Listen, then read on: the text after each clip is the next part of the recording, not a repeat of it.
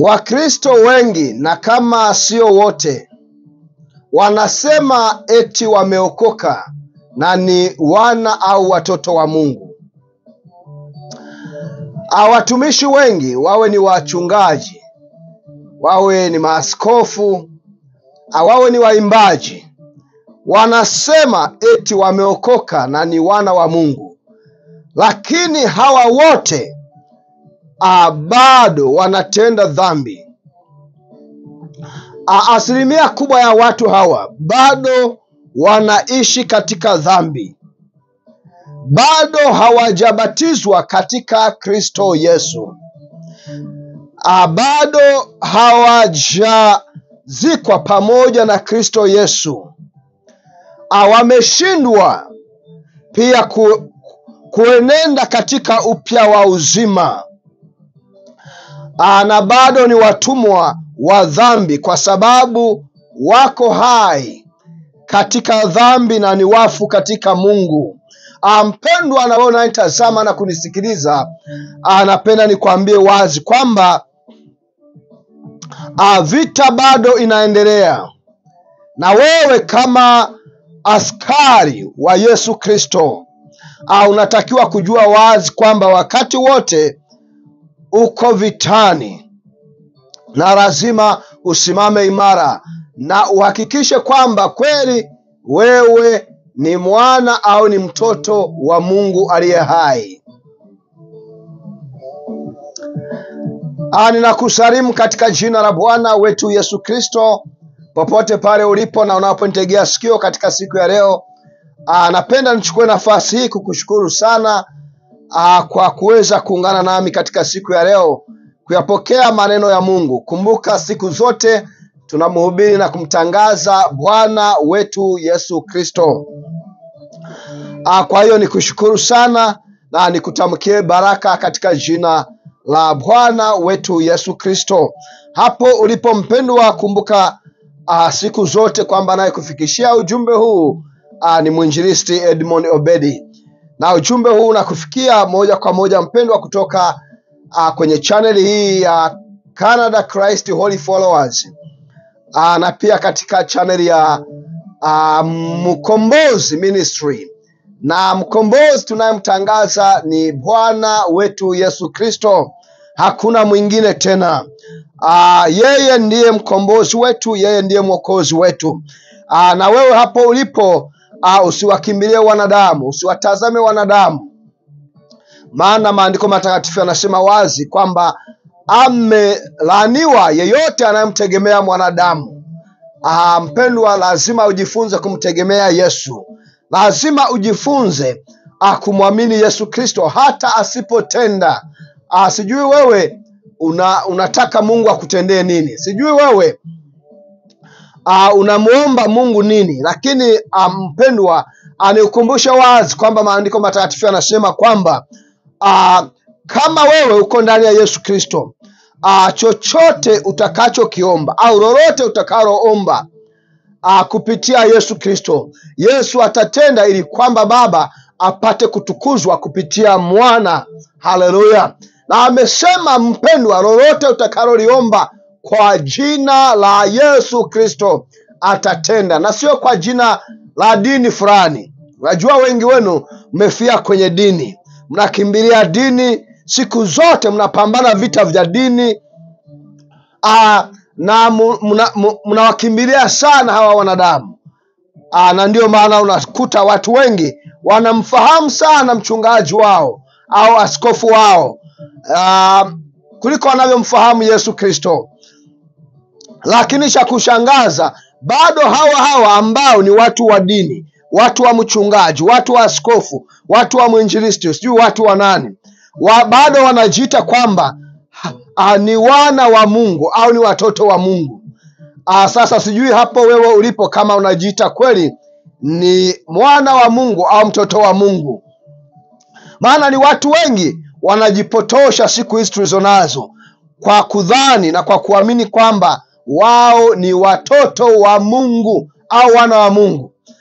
Mpendwa, lazima ujiulize swali hili. Mara nyingi tu na wakati wote ujiulize, je, kweli hapa nilipo mimi ni mwana wa Mungu? Je, naweza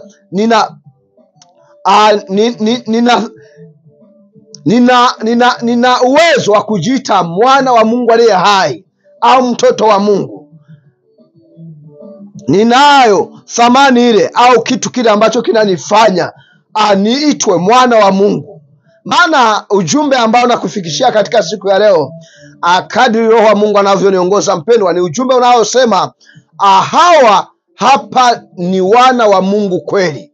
Yaani nakuletea ujumbe unaokuonyesha ni nani ambao ni wana wa Mungu aliye hai. Maana wengi wenu mmekuwa watu wa dini. Wengi wenu mnafia dini, yaani ni watu wa dini, watoto wa dini, na ndio maana unajiita mimi ni Mkatoliki, mwingine anasema mimi ni Mpentekoste, mwingine anasema mimi ni Mlutheran, mwingine anasema mimi ni Shahidi wa Yehova, mwingine anasema mimi ni Msabato. Hatuoni watu wanaojiita au Wakristo au warokole wanaosema mimi ni Wakristo kwa kuwa mimi ni Mkristo, mimi ni Wakristo. Maana Mkristo sio Mpentekoste, Mkristo sio Mroman Katoliki, Mkristo sio Msabato au sio Mwanglikana, sio Mlutherani, sio Mbaptisti. Mkristo mpendwa ni mtu ambaye ni wa Yesu Kristo. Kwa hiyo lazima tujifunze kutofautisha kati ya watu ambao ni wa dini lakini bado wanashikilia haka kaneno kwa kuwa ni kazuri sana, mimi ni Mkristo kwa kuwa kuna Kristo mule. Lakini ni vema kumbe tujichunguze wapendwa, tujiulize, je, sisi ni watu ambao tunajidhania au tunajiaminisha wenyewe kwamba tumeokoka, ni wana wa Mungu, lakini bado tumeshindwa kuenenda na kufuata njia zinazomtukuza Bwana wetu Yesu Kristo? Unasema umeokoka lakini wewe ndio mtenda dhambi wa kwanza. Wewe bado haujabatizwa katika mauti ya Kristo Yesu. Cha kushangaza bado unajiita Mkristo. Mpendwa, tunaenda kusoma maandiko matakatifu ili kwamba tupate kujua, je, ni nani ambaye ana thamani, yaani mtu ambaye anakidhi vigezo vya kuitwa mwana wa Mungu? Je, ni kwa kuwa wewe ni mhubiri au wewe ni mwimbaji au wewe ni unafagia ndani ya kanisa, unafanya usafi, labda wewe unajitabisha na kujihangaisha kwa namna mbalimbali za kidunia, yaani wengine ambao wanafikiria labda kwa matendo yao ndio watapata hizo qualifications za kuwa watoto au wana wa Mungu. Tunataka tusome maandiko matakatifu yanasemaje mpendwa. Maana kuna kitu kimoja tu ambacho kinakufanya wewe uitwe na uwe na uthamani ule, uwe na kigezo kamili cha kuwa mwana, yaani kuitwa mwana wa Mungu kweli kweli. Sio hawa wa kuigizia hawa ambao tunawaona siku hizi, anadhani kwa kutoa sadaka sana, au wengine mpaka wanaambiwa sadaka ya kujiteketeza, anaona kwamba ndipo anamuimpress Mungu, anamshawishi Mungu amkubali, amuite mtoto wangu, mwana wangu. Hapana mpendwa, maandiko matakatifu yanasema nini? Naamini ujumbe huu mpendwa utakuja kusaidia. Siku zote tunawaita, tunawaonya, tunawaonyesha kwamba wapendwa, sisi tusiwe watu wa dini bali tuwe watu wa Yesu Kristo wa Nazareti. Uwe wa Yesu mpendwa. Hapa unaponitegea sikio katika siku ya leo, endelea kujiuliza maswali haya. Je, hapa nilipo kweli mimi ni mwana wa Mungu au ni mtu wa dini? Mwana wa Katoliki, wa Mpentekoste, simjui, mwana Msabato majina ya namna hii. Lakini cha kusikitisha, bado mnajidanganya wenyewe. Unajiaminisha kwamba wewe tayari umeshapata all the qualifications za kuwa mwana wa Mungu. Labda ngoja tusikilize maandiko matakatifu, huenda yanasema kitu gani hapa, ili kwamba we have to know what does the Bible says. Maana haya sio Najua siku hizi kuna ujuzi na uelewa mwingi sana. Watu wanakuja na falsafa za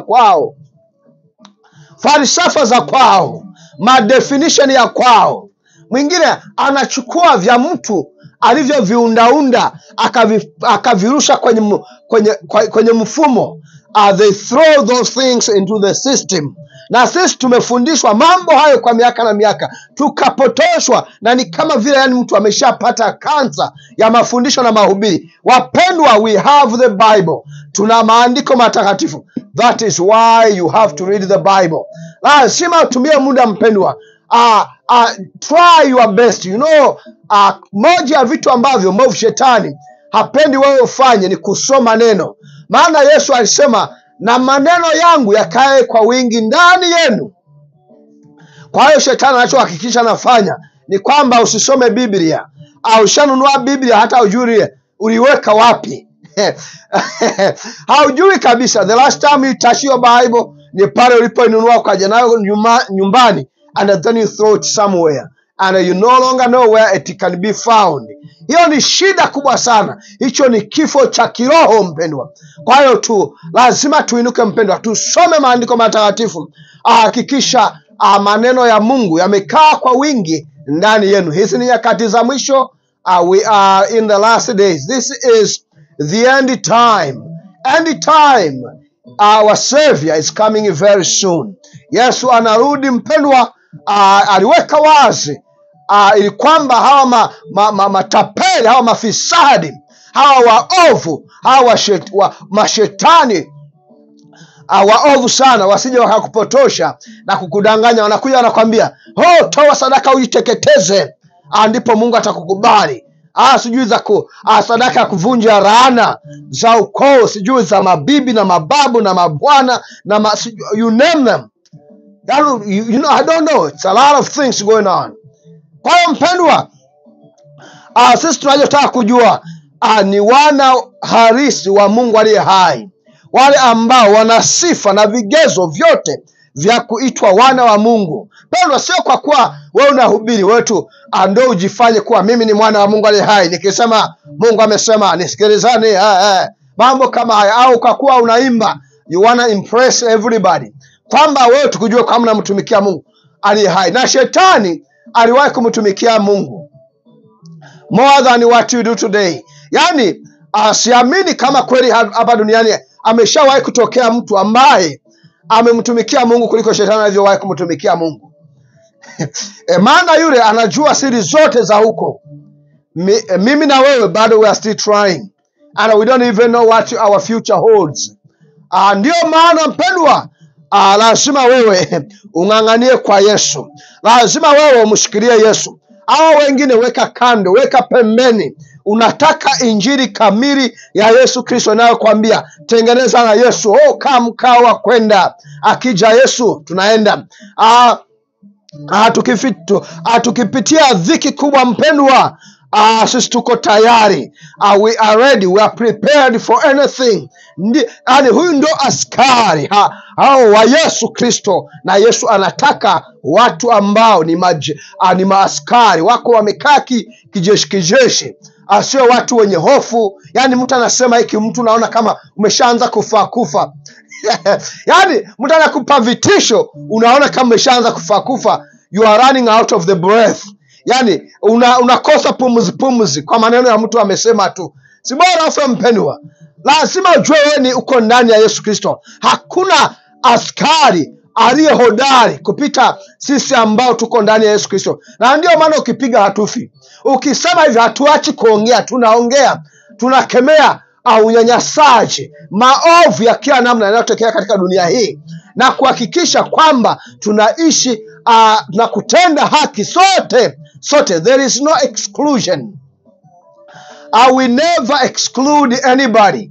Upende usipende, mpendwa. Haleluya. Jina la Bwana wetu Yesu Kristo lipewe sifa. Kwa hiyo wewe usijidanganye leo kwa kuwa wewe ni unaimba. Kwa kuwa wewe ulianza kumwimbia Mungu, I don't know, 1965, I don't know, maybe 1945, kipindi hicho cha vita vya pili vya dunia, and so on and so forth. Unasema nimemtumikia Mungu kwa miaka mingi. Mimi ni mwana wa Mungu, ni mtoto wa Mungu. but what does the Bible say. Hicho ndicho ambacho tunataka kukibase on. Kile ambacho ni cha msingi, cha kushikilia sana, ni kile ambacho neno la Mungu linasema, na sio upotoshaji ambao umejaa duniani. Ujuzi mwingi, watu wanajifanya ni maprofesa, wana ma PhDs, you name them, and so on and so forth. Sisi tusimame katika neno la Mungu. Linasema nini mpendwa? Tusome maandiko matakatifu katika Warumi hapa sura ile ya 8, tunaanza mstari ule wa 14. Nitaenda kusoma maandiko matakatifu yanasema nini mpendwa. Warumi 8 tunaanza mstari ule wa 14. Maandiko matakatifu yanasema hivi, nami naenda kusoma katika jina la Bwana wetu Yesu Kristo. Maandiko matakatifu yanasema hivi, kwa kuwa wote wanaoongozwa na Roho wa Mungu, hao ndio watoto wa Mungu. Haleluya. Kwa hiyo kumbe watoto wa Mungu sio watu wanaoenda kanisani. Watoto wa Mungu sio wale tu wanaohubiri injili kama hivi ninavyohubiri. Watoto wa Mungu sio watu wa dini fulani au wa dhehebu fulani. Maana ninyi wengine mna viburi, unajiona mimi ni mtoto wa mchungaji, mimi ni mtoto wa askofu, lazima nitakuwa ni mwana wa Mungu. Mimi nimezaliwa katika Pentecoste, ni Mpentecoste, kwa hiyo ni mtoto wa Mungu. Mimi natoa sadaka sana, ni mtoto wa Mungu. Mimi nimemwimbia Mungu sana, ni mtoto wa Mungu. Mimi sijui nimehubiri sana, ni mtoto wa Mungu. Mimi nimefanya hivi, kwa hiyo mimi ni mtoto wa Mungu. Hapana mpendwa, maandiko matakatifu yameweka wazi, wanasema it is very plain and clear. Yani hapa hauhitaji torch uanze kumulika hivi na yani you are trying to guess. Hapana, maandiko matakatifu yamesema hivi. Nitarudia ule mstari wa 14. Hii Warumi 8 anasema hivi, kwa kuwa wote wanaoongozwa na Roho wa Mungu, hao ndio watoto wa Mungu. Sio kwamba wanaoongozwa na Papa Rio, au haisemi kwamba wanaoongozwa na askofu mkuu wa makanisa au madhehebu ya Kipentekoste. Hajasema kwamba wanaoongozwa na askofu mkuu wa Kisabato, wa Kianglikana, wa Kilutherani, wa Kimoraviani, wa Mashahidi wa Yehova. Amesema wale wanaoongozwa, haleluya, na Roho wa Mungu, hao ndio wana au watoto wa Mungu. Point. Usianze kutuletea tafsiri nyingine za Kiyunani, za Kifarisayo, za Kisadukayo, za Kiheburayo, sijui you name them. Hapana, neno la Mungu liko very simple and very clear. Maandiko matakatifu yamesema wazi, kwa kuwa wote. Unaona, imesema wote waongozwao na Roho wa Mungu, Roho Mtakatifu. Amesema hawa mpendwa ndio watoto wa Mungu. That's it. Whatever you add is for you. Yani lolote utakalo ongeza mpendwa, that is for your own benefit. We don't care anymore. Inasema wale wote, hajalishi wewe ni Myahudi, hajalishi wewe ni Mwebrania, hajalishi wewe ni Mfilipi, hajalishi wewe ni Mtesalonike, hajalishi wewe ni Mkenya, hajalishi wewe ni Mtanzania, hajalishi wewe ni Murundi, hajalishi wewe ni Mnyarwanda, hajalishi wewe ni Muganda, whoever you are, ni mzungu, ni mweusi, ni mweupe, you name them. Amesema wote wanaoongozwa na Roho wa Mungu. Amesema hawa ndio watoto wa Mungu aliye hai. Kwa hiyo haya matabu mengine mmekuwa mnataabika nayo, mahangaiko haya yote you have been going through, it's for your own suffering, sio kwa ajili ya Mungu.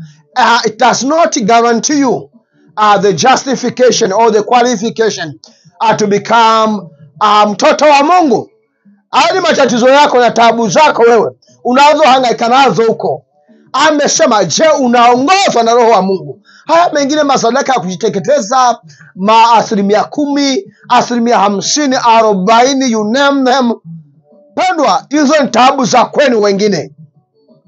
Kwa hiyo kumbe unachotakiwa kufanya mpendwa, apigania kuongozwa na nani? Sio na askofu. Usipiganie kuongozwa na mimi, usipiganie kuongozwa na shehe, usipiganie kuongozwa sijui na askofu, sijui na nani. Mpendwa, huyo hawezi kukufanya wewe uwe mwana wa Mungu au mtoto wa Mungu. Utafanyika kuwa mtoto wa Mungu pindi utakapoongozwa na Roho Mtakatifu. Hauwezi kuwa mtoto wa Mungu kwa sababu unaongozwa na askofu mwenye PhD 40, mwenye ya kithiolojia, amesoma mambo ya eschatology, vinaendelea vyote wametaja pale, mambo ya ufunuo na unyakuo na mambo hayo yote. Huyo hakufanyi kuwa mtoto wa Mungu. Na hii ndio siri Wakristo walokole wote duniani inatakiwa muifahamu. Asili ya kuwa mtoto wa Mungu ni kuongozwa na Roho wa Mungu. Asili ya kuwa mtoto wa Mungu sio kutoa sadaka. Asili ya kuwa mtoto wa Mungu sio kuhubiri neno. Asili ya kuwa mtoto wa Mungu sio kuimba kanisani. Asili ya kuwa mtoto wa Mungu sio kuwa mchungaji kiongozi, sio kuwa askofu mkuu. Asili ya kuwa mtoto wa Mungu mpendwa, sio wewe kuwa mtu wa dini au dhehebu fulani. Hayo yote ni tabu na mahangaiko ya kwenu wenyewe. But here the word of God makes it very clear. Inasema wazi kwamba wote wanaoongozwa, haleluya, wanaoongozwa na Roho wa Mungu, hao ndio watoto wa Mungu. Tumesoma katika Warumi 8 mstari ule wa 14. Mstari wa 15 unasema hivi, haleluya, wa 15 unasema hivi, kwa maana hamkupokea roho ya utumwa iwarete. Narudia hapa, inasema kwa maana hamkupokea roho ya utumwa iwareteayo tena hofu, bali mlipokea roho ya kufanywa wana, ambaye kwa yeye twalia Aba, yaani Baba. 16 anasema hivi, Roho mwenyewe hushuhudia pamoja na roho zetu ya kwamba sisi tu watoto wa Mungu. Amina. Kwa hiyo roho yako mpendwa, lazima ipate hiyo shuhuda.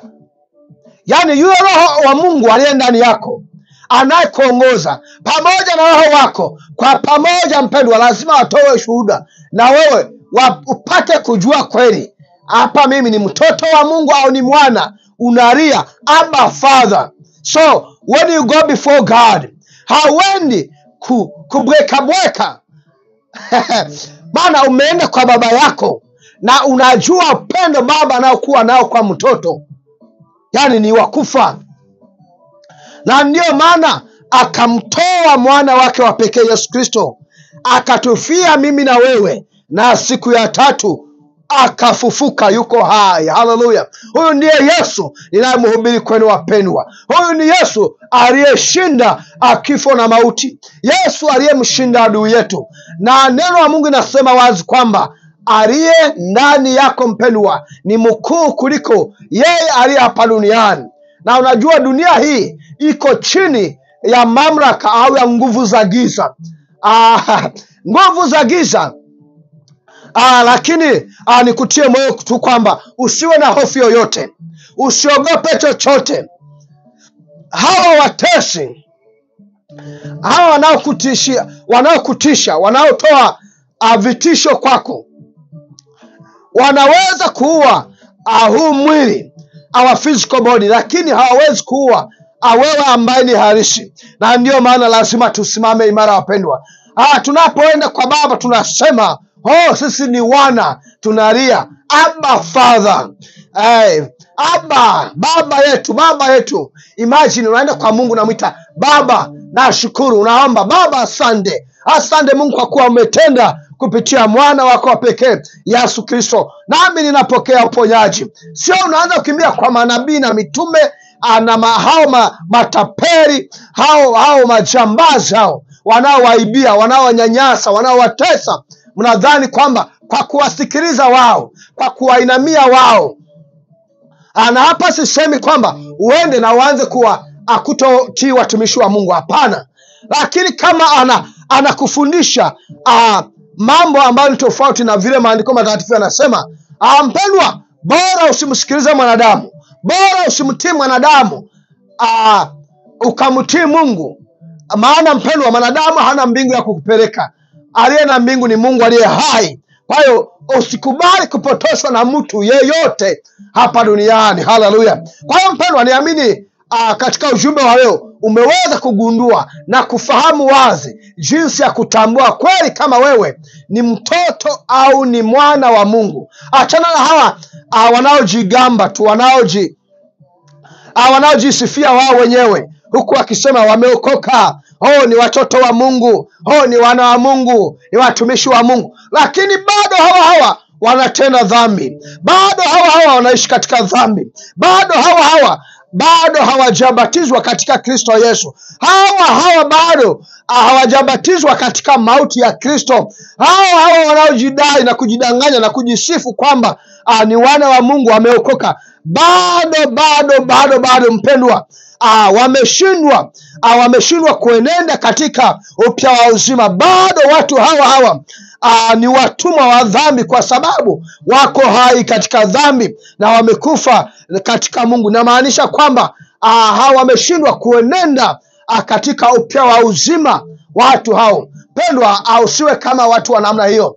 Mpendwa, niamini kwamba umebarikiwa kupokea ujumbe huu katika siku ya leo. Nami ninaishia hapa nikikusihi kwamba usisahau kusambaza ujumbe huu ili kwamba uwafikie wengi, uwafaidi wengi, na uweze kuwaleta na kuwakaribisha au kufanya wamkaribie Yesu Kristo. Mpendwa, ubarikiwe sana kupokea maneno haya, nami nakutamkia baraka na ushindi ili kwamba sifa hii uweze kukaa nayo milele yote hadi pale atakaporejea Bwana wetu Yesu Kristo. Nami nakutamkia hivyo katika jina la Baba na la Mwana na Roho Mtakatifu. Amina.